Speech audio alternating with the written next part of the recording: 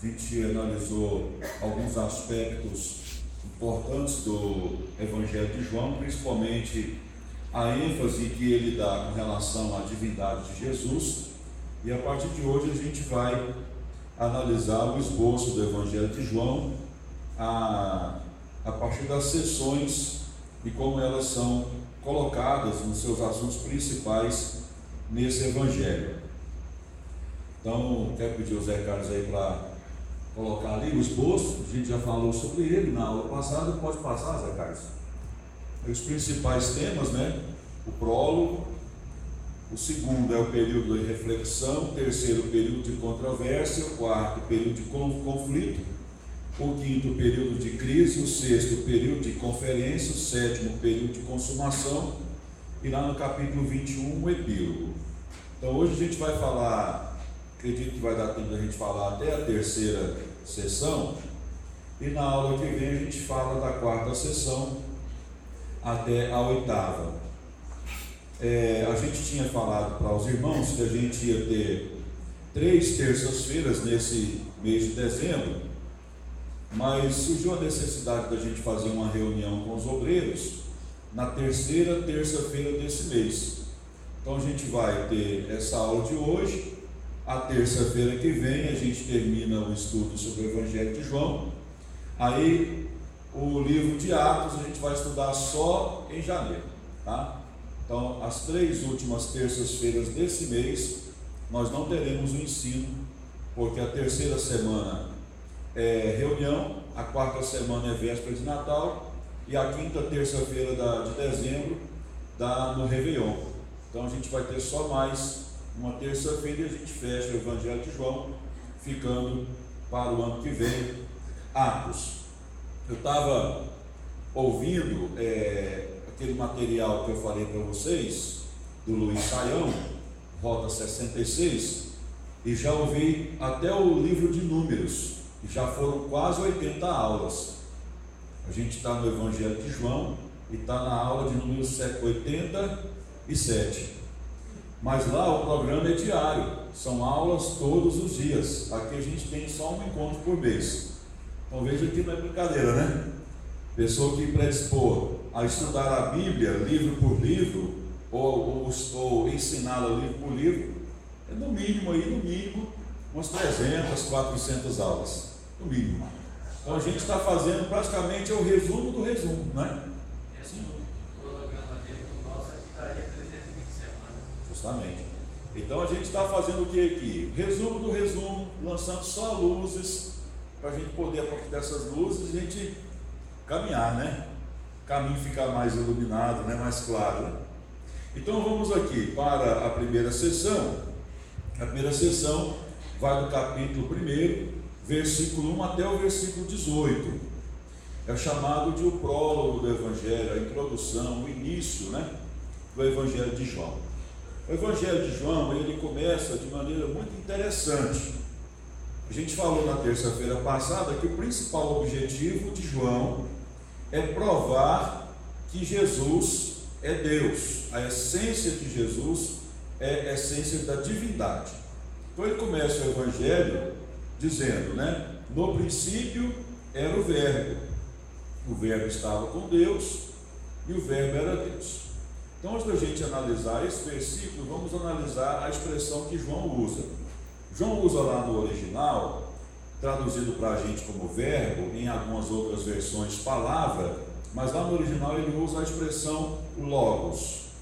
A expressão logos era uma expressão conhecida do mundo gentílico, porque fazia parte da linguagem filosófica. Qual que era a ideia entre os gregos, no mundo grego, acerca do logos? Para eles, o logos era a sabedoria, a mente brilhante que confeccionou todo o universo. Então, todo o resultado visível, aparente do universo, é o resultado da mente brilhante chamada logos. Ele é a razão última da criação de todas as coisas. Então, quando João utiliza o termo para Jesus, é para provar para os gregos que essa razão, que essa mente, na verdade é a pessoa de Jesus. Jesus ele não passou a existir no momento da visitação angélica a Maria, quando ele anunciou que o Espírito Santo viria sobre ela. Não, ele já existia desde antes. O próprio Jesus disse no próprio Evangelho de João da seguinte maneira aos seus conterrâneos: olha, Abraão viu o meu dia e se alegrou. Aí os judeus começaram a rir e falaram: como que Abraão viu o seu dia? Você não tem nem 50 anos, Abraão existe muito antes de você. Aí Jesus fala assim para eles: Prin Abraão genestai ego eimi, ou seja, antes que Abraão fosse gerado no ventre da mãe dele, eu já existo. Isso ficou tão claro para os judeus que Jesus estava se declarando Deus, que eles pegaram em pedras e disseram: tu que és homem, te fazes Deus a ti mesmo? Isso é blasfêmia. E Jesus só não foi morto apedrejado naquele dia porque Jesus saiu fora, né? Saiu de perto deles. Então veja bem, a intenção do Evangelho de João é mostrar a divindade de Jesus. E qual é um dos principais aspectos do ser divino? É ele sempre ter existido. Quando, por exemplo, Moisés perguntou para Deus qual é o nome que ele deveria dizer acerca do Deus que o enviava para o Egito, Deus falou para ele: sou o que sou, né? Lá no hebraico R-E, Asher, R-E, que é uma expressão, uma fraseologia que descreve o ser eterno. Sou o que sou, continuarei sendo e nunca deixarei de ser. Essa é a ideia.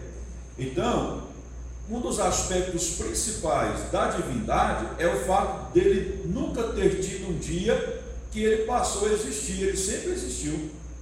Então, a existência de Jesus não passa pela gestação lá de Maria, ele sempre existiu. Então, João, ele fala sobre isso no começo do seu evangelho, quando ele diz: no princípio, né, era o verbo, né, en arre et hologos. No princípio de quê? No princípio da vida de Jesus? Não, no princípio da criação. Então, quando os mundos foram criados por causa da palavra. A palavra sempre existiu.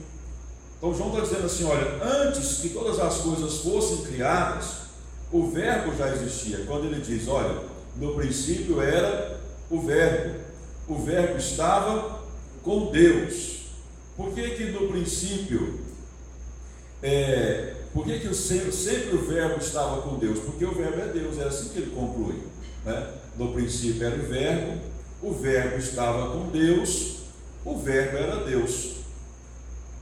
Então João, nesse comecinho do seu evangelho, tem essa propositura: provar a divindade de Jesus a partir de sua eternalidade, dizer que ele existe desde antes da criação.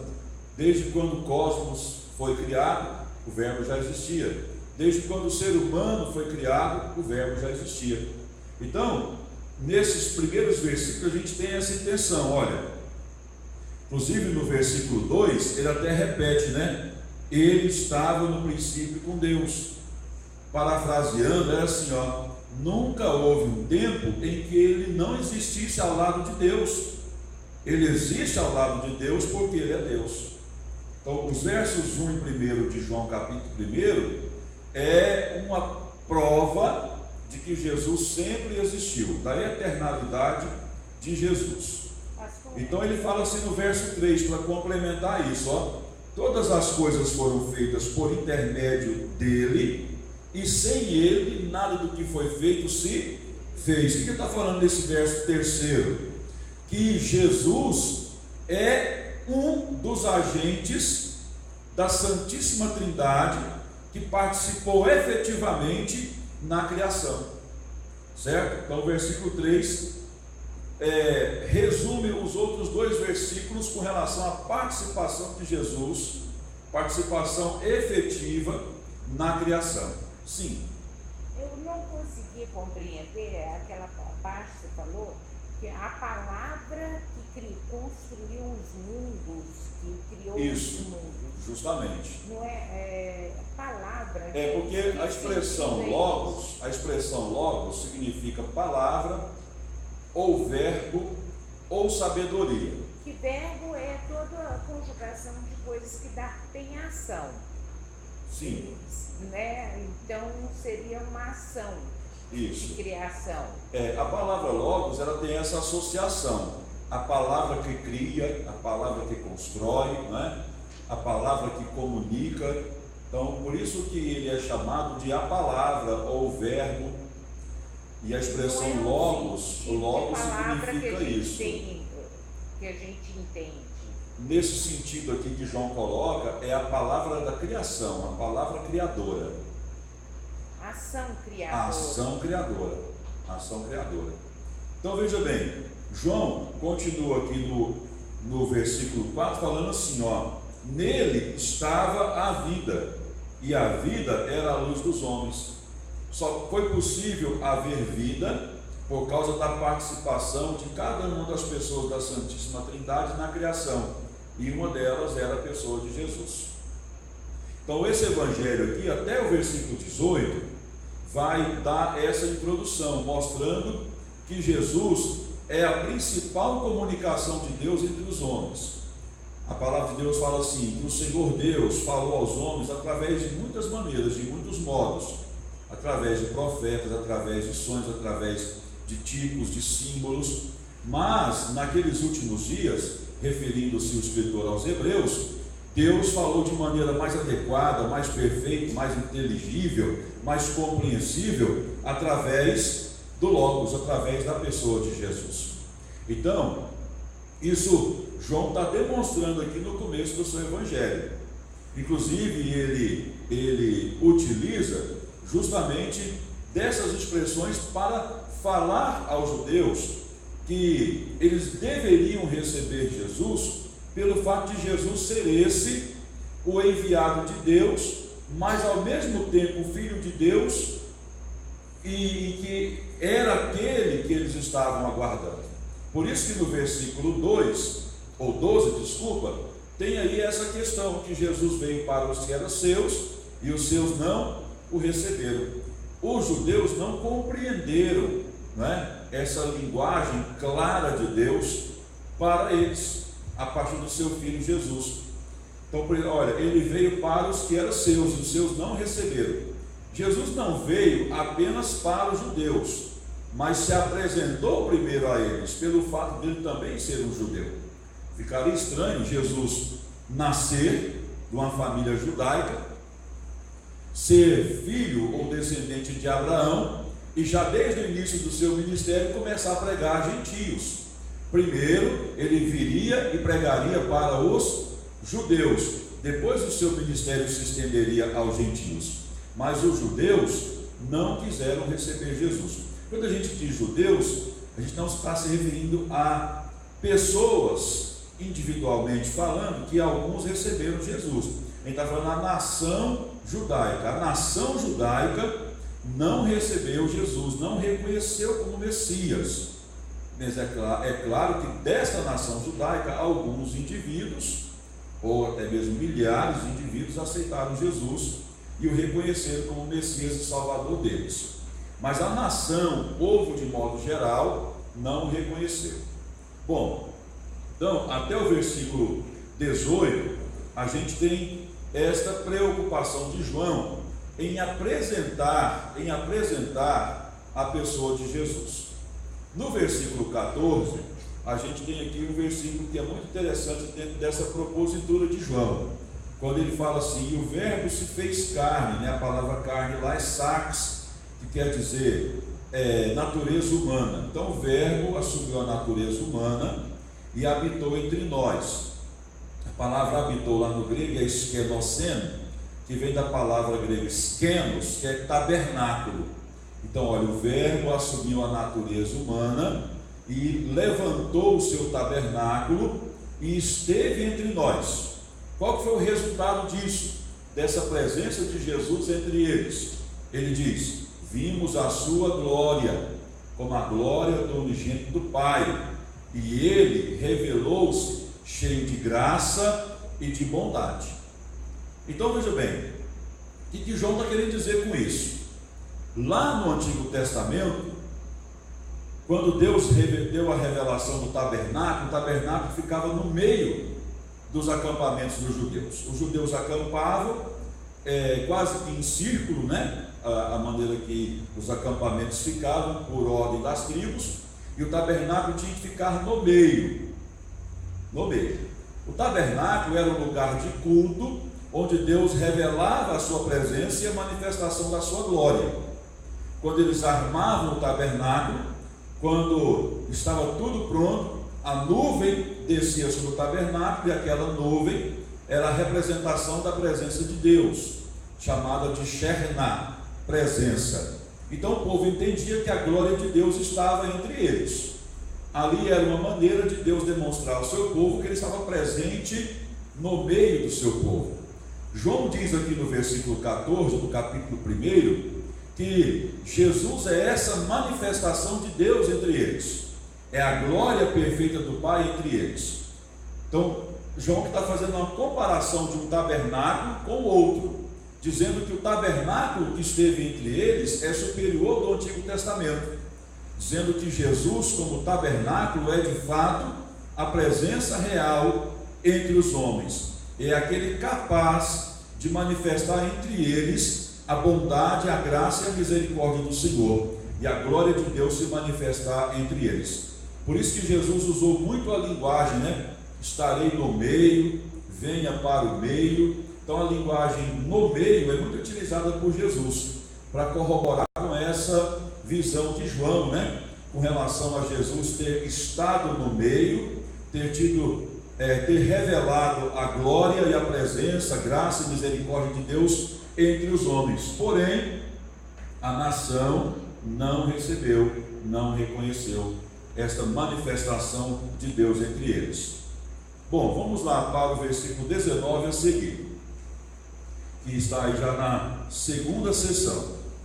O que a gente tem aí? Primeira sessão que a gente acabou de ver é o verbo apresentado, é a apresentação de Jesus às pessoas, né? Através desta linguagem.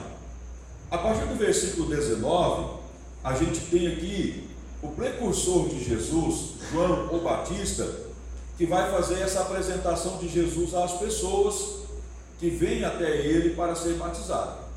Então, antes de Jesus se apresentar, João está chamando as pessoas para se arrependerem, e uma das maneiras da demonstração do arrependimento, um testemunho claro e evidente, era a questão do batismo. Então João, nesse período, ele começa já a preparar o caminho do Senhor. Então, a partir do versículo 19, a gente tem aqui a figura de João sendo apresentada. Como o ministério dele é um ministério diferenciado do ministério dos fariseus, dos saduceus, a primeira conclusão que as pessoas tiveram quando João Batista começou a pregar o evangelho do reino, cuja base era arrependimento, e quem tivesse arrependido tinha que ser batizado, as pessoas concluíram que ele era o Cristo. És tu o Cristo? Não, não sou não.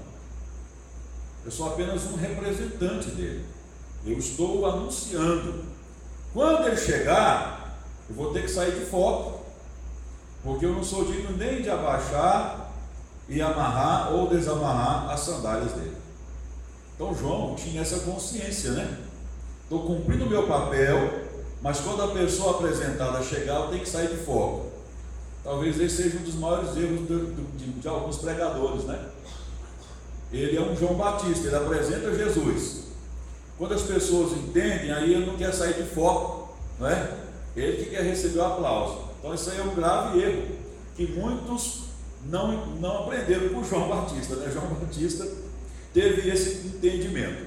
Então aqui a gente tem aqui João Batista proclamando, né, a pessoa de Jesus, apresentando as credenciais de Jesus como sendo aquele poderoso que viria, né, e batizando as pessoas que se arrependessem.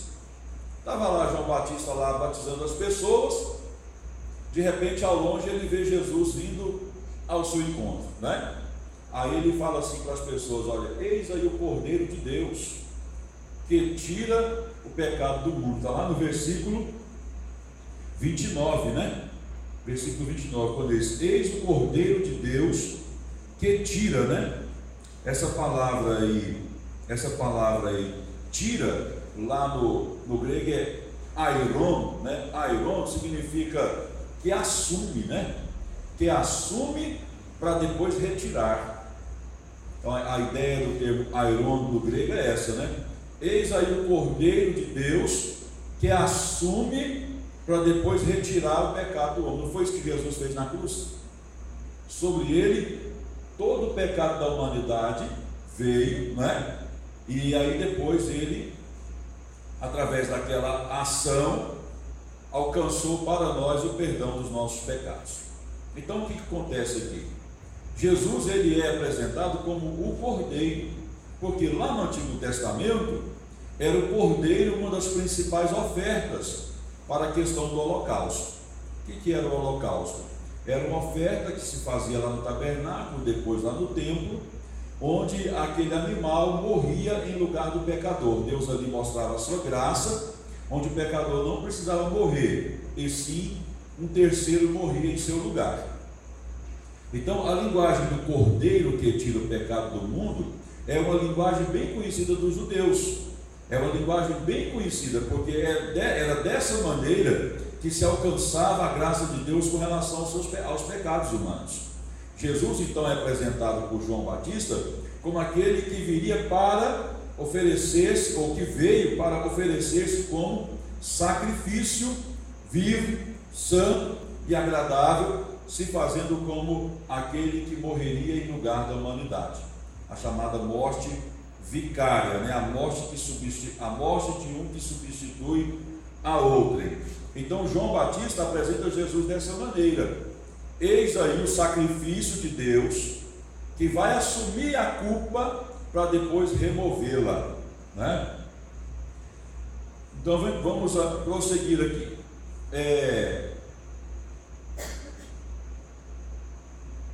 A partir do capítulo 2 aí, do versículo 1 até o versículo 22, a gente tem aí obras que Jesus realizou para demonstrar o seu poder sobre coisas, sobre homens, sobre instituições. O primeiro milagre aí que a Bíblia apresenta no Evangelho de João é a transformação da água em vinho. A Bíblia diz claramente que Jesus realizou esse milagre para que os discípulos crescem nele. Esse foi o principal objetivo desse milagre. Inclui aqui a misericórdia de Jesus, em que os pais daquele noivo não ficassem envergonhados porque faltou vinho. Ok, tudo bem, mas o principal objetivo desse milagre, conforme o texto nos fala, é para que os discípulos acreditassem nele. Então, o Messias, na mente dos judeus, tinha que ser um grande operador de milagres. Então, quando Jesus inicia o seu ministério, ele já o inicia operando milagres. E esse primeiro milagre foi uma coisa extraordinária, né? Transformar a água em vinho. Depois disso, Jesus, ele demonstrou a sua autoridade, o seu poder sobre as instituições e sobre os homens que as administravam. Jesus foi ao templo, e lá no templo estava uma desordem tal que aquilo contrariou Jesus, ao ponto de Jesus derrubar mesas, expulsar animais, porque ali no templo estavam sendo vendidos animais para o sacrifício. A lógica dos sacrifícios do Antigo Testamento era pegar um animal do meu quintal, um animal doméstico, e levá-lo para o sacrifício. Isso causa dor, né? Você oferecer um animal doméstico, né? Você acaba tendo aquele apego, e isso causa assim, um sentimento de perda, né? Você que tem um cachorrinho, quando seu cachorrinho morre, já é uma situação terrível, né? Ainda mais se você pegar ele e sacrificar, é mais terrível ainda. Então o que acontece? A lógica era essa: eu pego, eu tenho que pegar um animalzinho doméstico e sacrificar, levar para o sacerdote sacrificar. Eu não preciso morrer, mas um morre em meu lugar. Essa era a lógica do sacrifício. Só que aí haviam judeus espalhados pelo mundo todo por causa da dispersão, por causa da diáspora dos judeus, desde a época do cativeiro babilônico lá em 586 a.C., até um pouco antes, 722 a.C., com o cativeiro assírio. Então havia judeus espalhados por todo o mundo. Mas na época da Páscoa eles iam para Jerusalém. Como é que você vai viajar e quilômetros levando um cordeirinho debaixo do braço? Isso dá muito trabalho isso. E outra coisa, é uma cena vexatória. Todo mundo está falando lá, o judeu pecador, ó o sacrifício debaixo do braço. Então era muito mais cômodo chegar no templo e comprar o animal. Aí alguém, não sei quando e nem quem, teve a brilhante ideia de fazer uma moeda templária, uma moeda que só valia lá para dentro, né? A questão do câmbio. Você quer comprar o animal, vai pagar mais caro. Cabra ruim, né? Então fazia lá a questão do câmbio e aquilo era super valorizado. Um cordeirinho que custasse R$100, lá dentro do templo custava uns 400. E a casa do Senhor virou uma casa de vendilhões. Não era simplesmente porque vendia algo dentro da casa do Senhor, ou no pátio da casa do Senhor, mas por causa da exploração da fé. Tem gente que pega esse texto e fala assim: não pode vender cantina na igreja, não é pecado. Não pode vender CD na igreja, não é pecado. Na Bíblia não está falando disso, a Bíblia está falando sobre a exploração da fé. Aquilo que tinha era a exploração da fé. E uma visão equivocada quanto ao sacrifício, porque o sacrifício estava sendo feito de maneira legalista, e os sacerdotes, aproveitando disso, exploravam o povo. Jesus ficou nervoso com aquela situação, empurrou mesas, né? Pegou um chicote lá e expulsou os animais, e olhou para aqueles vendilhões e falou para eles, né? Vocês transformaram a casa de Deus em quê? A casa de Deus é casa de oração, né? Então Jesus demonstrou ali a sua autoridade sobre instituição, sobre os homens, né? Naquele episódio. Houve um tempo em que o sacrifício era feito com pessoas entre os judeus ou sempre foi com animais? E antes era com seres humanos e depois passou a ser com animais? Entre os judeus, instituído por Deus, sempre foi com animais. Agora, os povos cananeus, eles tinham alguns rituais que envolviam sacrifícios humanos. Num certo período da história dos judeus, lá por volta do anos 800, por aí, 750, alguns reis, para terem favores divinos, sacrificaram seus filhos ao deus chamado Deus Moloque. Mas isso sempre foi um ato que contrariou Deus e contrariou os princípios de Deus e da lei. Então, assim, pela lei, pelos princípios judaicos, os rituais sempre envolveram sacrifícios de animais. Haviam dois tipos de ofertas que envolviam derramamento de sangue.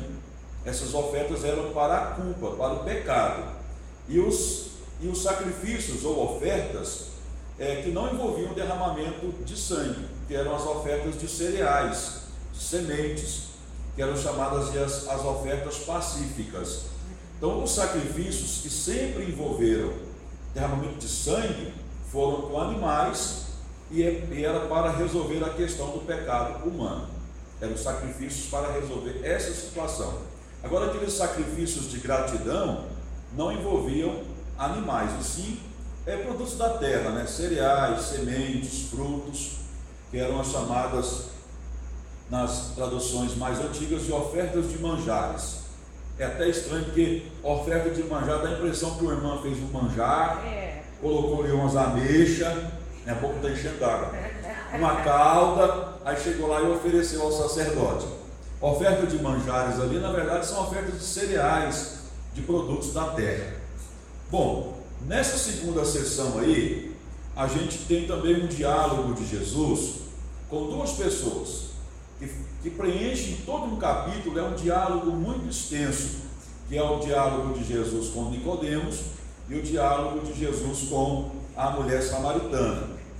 A partir do exemplo desses dois homens, fica demonstrado nesses diálogos de Jesus com essas pessoas, a suficiência dele para resolver os problemas humanos.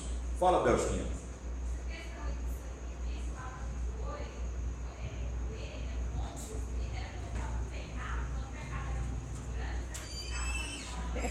Tem mais a ver com a questão da condição social do que com o tipo de pecado. Mas dependendo do tipo de sacrifício, do tipo de ritual, aí envolvia um tipo de animal diferente. Por exemplo, existia um sacrifício que era anual e que envolvia 2 bodes. Um bode era morto e outro bode era enviado para o deserto. Então isso dependia do tipo de sacrifício que a festa determinava fazer. Por exemplo, esse sacrifício dos bodes era feito uma vez no ano, no dia da expiação, no chamado Yom Kippur, no dia do perdão.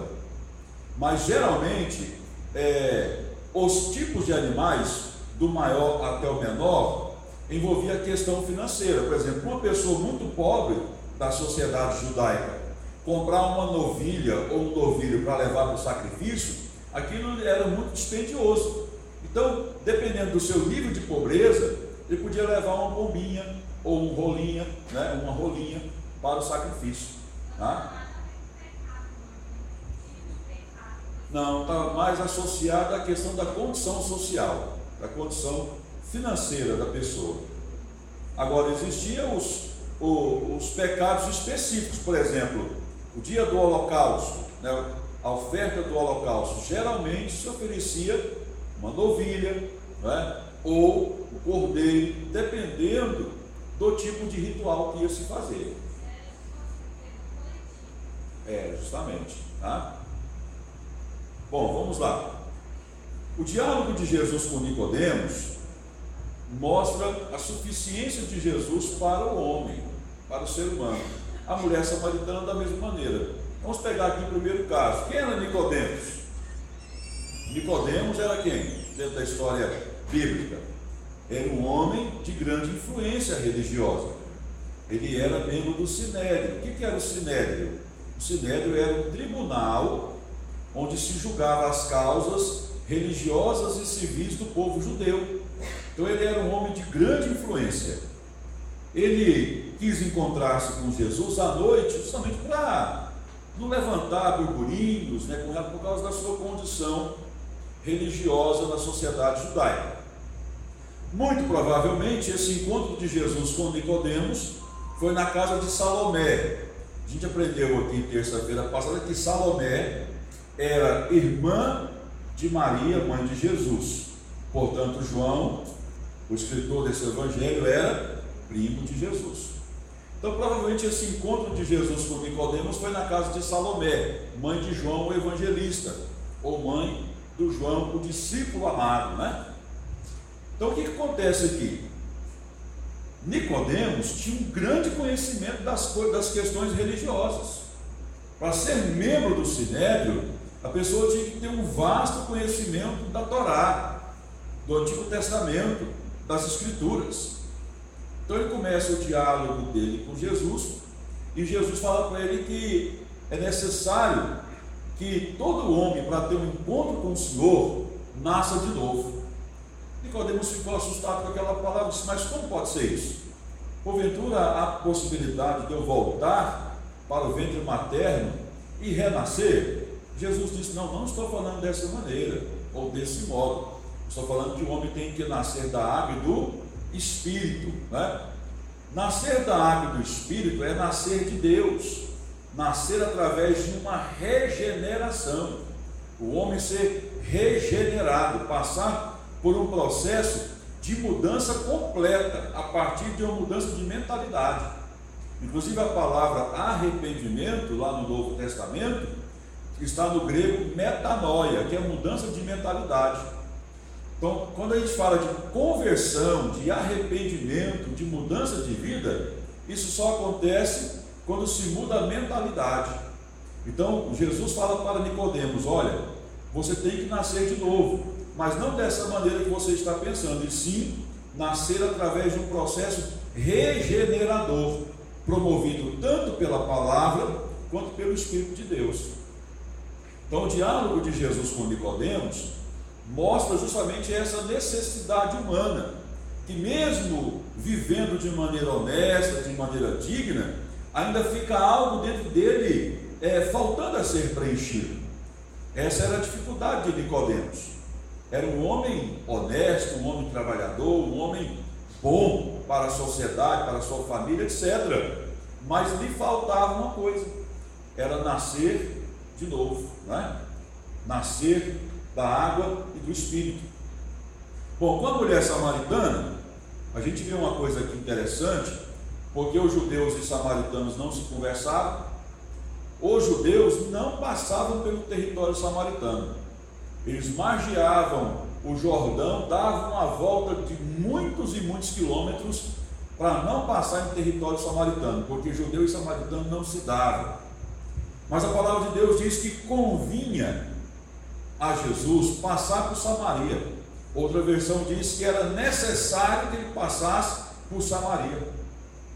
Passou por lá, assentou-se no poço e ainda atreveu-se em dialogar-se com a mulher samaritana. E a mulher assustou com aquela situação e disse: mas como pode ser isso? O senhor que é judeu, bater papo comigo que sou samaritano. Não conhece a história não? Não sabe que a gente não conversa? Jesus fala assim: mulher, se você soubesse quem está falando com você, você daria atenção e pegaria logo essa água que eu pedi, que eu estou com sede. Que a água que eu te dou é uma água muito melhor que essa. Mas como que é isso? Aí Jesus foi explicar, mesma linguagem lá para Nicodemos, né? A água regeneradora de Deus que vem do Espírito. E aquela mulher fica impressionada com aquelas palavras de Jesus. Aí Jesus fala assim para ela: vá lá e chama o seu marido. Aí ela diz: eu não tenho marido não. Aí Jesus falou: disseste bem, porque você já casou com tantos e agora esse que você está com ele não é seu. Ela ficou impressionada com aquilo. Disse: não, aguarda um pouquinho aí. Foi lá e contou para os seus concidadãos: olha, encontrei o Messias. Interessante, lá em Nazaré, onde Jesus foi criado, ele se declara como Messias na sinagoga. O povo quer matar ele. Ele vai na Samaria, que odeia judeus, e a samaritana já sai doida anunciando o Messias, e a Bíblia diz que os samaritanos vêm correndo encontrar-se com Jesus. Olha, está vendo? De casa não faz milagre. Que coisa esquisita isso, né? Irmãos, eu estava ouvindo o áudio hoje do Rota 66 sobre números, sobre a rejeição do povo hebreu com relação à liderança de Moisés e de Arão. Eu acho que eu vou ter que pegar esse áudio e passar aqui no dia de domingo. Aquele povo, irmão, foi um povo tão canseiro na vida de Moisés e de Arão, deu tanta canseira, que mesmo Moisés intercedendo por eles, né, naquelas rejeições que eles fizeram a Moisés e ao sacerdócio Arão, eles passaram tanta raiva em Moisés, que Moisés defendendo eles diante de Deus, pedindo para Deus não tirar o nome deles do livro, não é? Da vida. Eles acabaram fazendo Moisés pecar. Moisés pecou e não entrou na terra. Bom, tem muita gente que vai pedir o pastor de receber bênção, que fica passando raiva, né? O pastor, né?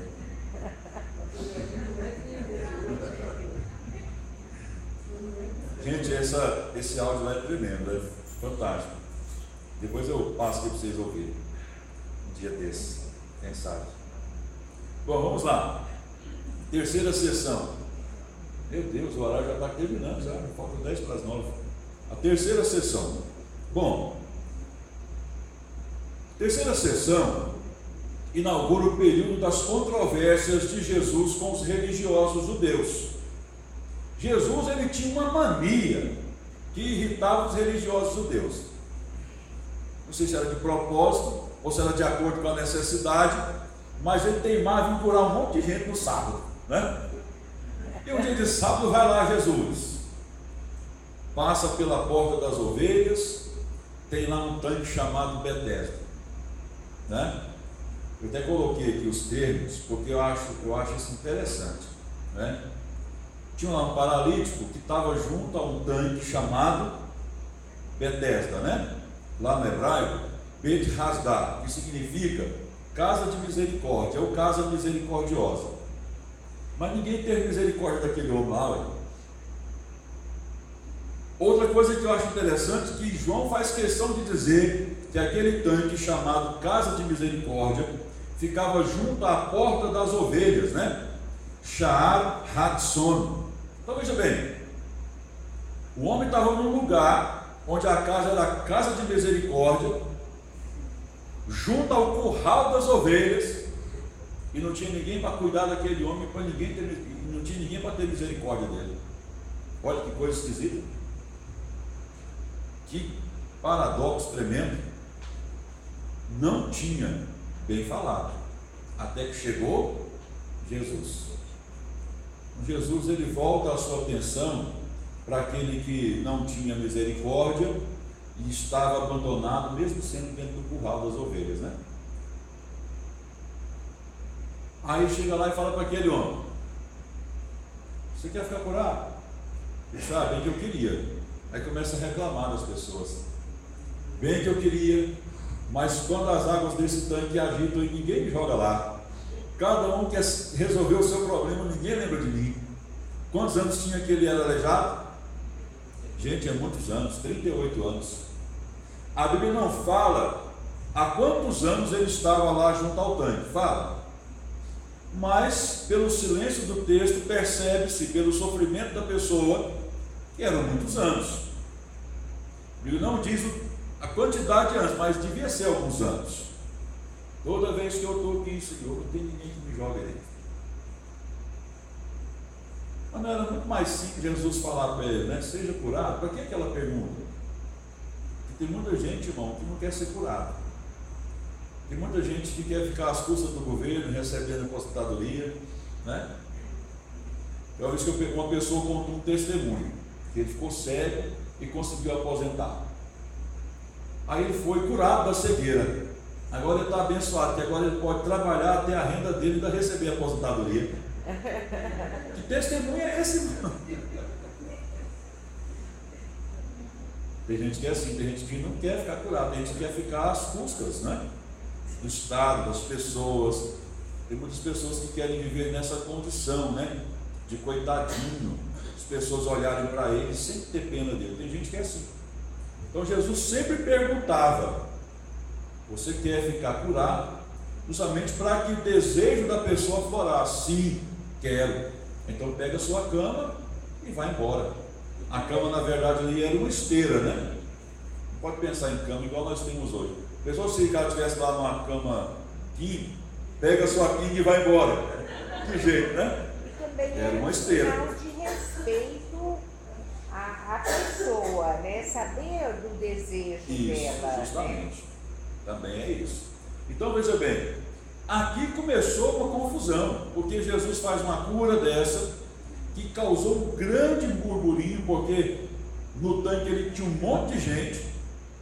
Jesus curou aquele homem e foi um alvoroço. Aí Jesus, ele começa a falar a partir do versículo 19 do capítulo 5, defender-se, né? Começa a defender-se com base em 5 testemunhos, no seu próprio, no de João Batista, no testemunho do Pai, no testemunho das suas próprias obras e no testemunho das Escrituras. Então é como se as pessoas: qual é a sua autoridade para poder fazer isso? Aí ele começa a falar acerca dele, acerca de João, acerca do Pai, acerca das obras que ele estava realizando e acerca das Escrituras. Esses testemunhos, né, davam sim a autoridade para Jesus realizar aqueles milagres. Bom, depois do capítulo 5 aí, dessa controvérsia com os religiosos judeus, a gente tem aí 2 milagres de Jesus, que um deles envolveu uma multidão, né, mas foi também direcionado para os discípulos, que é o milagre da multiplicação dos pães e peixes, e depois Jesus andar sobre as águas. Esses milagres foram direcionados ou destinados aos discípulos. Qual era a intenção de Jesus realizar tão grandes e extraordinários milagres. Veja bem, multiplicar pães e peixes e depois andar sobre as águas, eram milagres extraordinários, né? Jamais imaginados pela mente humana, que alguém podia fazer uma coisa daquela. Jesus, então, ele faz isso para chamar os discípulos a entregar-se à fé. E a gente tem uma coisa extraordinária logo à frente, que é o discurso de Jesus, onde ele se declara o pão da vida. Olha, ele tinha acabado de multiplicar pães, andou sobre as águas, agora ele se declara o pão da vida. E esse discurso de Jesus foi um discurso duro, porque antes dele começar a falar que ele era o pão da vida, ele começa falando assim, ó: vocês estão me seguindo, não é por causa da minha pessoa em si mesmo, vocês estão me seguindo por interesse. Eu curo pessoas, eu alimento vocês, vocês são interesseiros. Aí depois ele começa a falar: eu sou o pão da vida. Os pais de vocês lá no passado alimentaram-se do maná, que foi considerado naquela época o pão vivo que desceu do céu, o pão de Deus do céu, mas eles morreram. Quem de mim se alimentar jamais vai morrer, porque eu sou o pão da vida que desceu do céu, eu sou o verdadeiro alimento. As pessoas começaram a achar estranho aquele discurso, muito duro, e foram embora. Foram saindo um por um, ficaram só os discípulos. Os discípulos dos 12, né? Porque a Bíblia diz que muitos discípulos abandonaram Jesus, que além dos 12 apóstolos, tinham outros discípulos que estavam se aproximando daquele grupo dos 12, né? Jesus olha para eles e fala assim: vocês não querem ir embora também não? Rapaz, se fosse eu falava assim: não fica aqui comigo, pelo amor de Deus, já foi todo mundo embora, né? Está só vocês aqui, fica aqui. Jesus olha: vocês não querem ir também não? E Pedro responde o que para Jesus? Vamos. Se só o Senhor tem palavras de vida eterna. Então era justamente isso que Jesus começou a trabalhar com eles lá atrás, quando transformou água em vinho, quando curou pessoas, quando realizou milagres extraordinários à vista deles, inclusive multiplicando pães e peixes, andando sobre águas. Era esta a resposta que Jesus desejava ouvir dos seus discípulos. Não havia outro caminho, não havia outro lugar. O caminho era Jesus e o lugar para estar era aos pés dele. Jesus, nesse texto de João capítulo 6, principalmente aí a partir do versículo 60, faz um apelo muito forte à fé. E vamos ler aí João 6, 60 até o 69, para a gente terminar aqui a nossa aula. Se alguém tiver com o texto aberto, pode ler, por favor. Ao ouvirem isso, muitos dos seus discípulos disseram: dura essa palavra, quem pode suportar? Sabendo em seu vídeo que os seus discípulos estavam se queixando do que ouviram, Jesus lhes disse: isso os escandaliza. E acontecerá se vocês virem o Filho do Homem subir para onde estava antes? O Espírito da vida, a carne não produz. O Espírito da vida.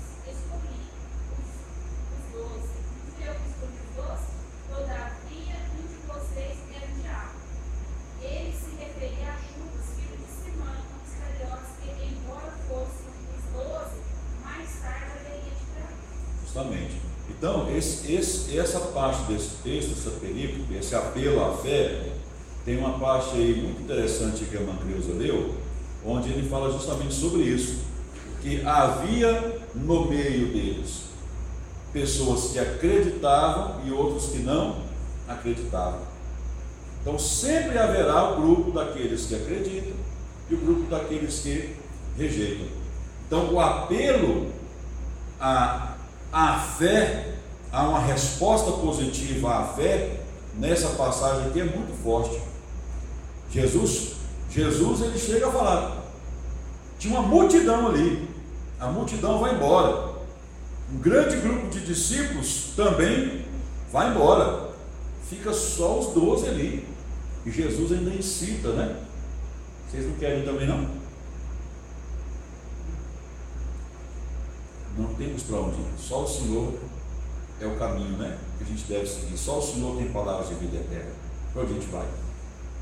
Então o apelo à fé aqui é muito forte, talvez seja o texto mais forte, onde Jesus apela a pessoa responder positivamente à fé nele.